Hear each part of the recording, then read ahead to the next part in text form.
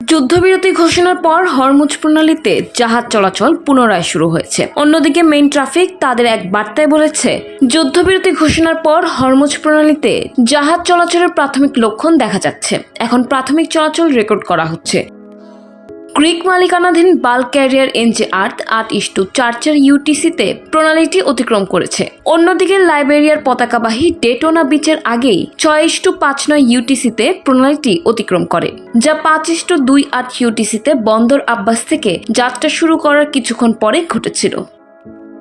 Marine traffic data অনুসারে এই অঞ্চলে শত শত জাহাজ অবস্থান করছে, যার মধ্যে 426টি ট্যাঙ্কার, 34টি এলপিজি ক্যারিয়ার এবং 19টি এলএনজি জাহাজ রয়েছে, যেগুলোর মধ্যে অনেকগুলোই এই অচলাবস্থার সময় কার্যত আটকা পড়েছিল। ইরান যুদ্ধের কারণে ইতিহাসের সবচেয়ে বড় তেল সরবরাহ বিঘ্নিত হয়েছে। দৈনিক প্রায় 1 থেকে 15 মিলিয়ন ব্যারেল বা বৈশ্বিক সরবরাহের 15% পর্যন্ত কমে গেছে বলে অনুমান করা হচ্ছে।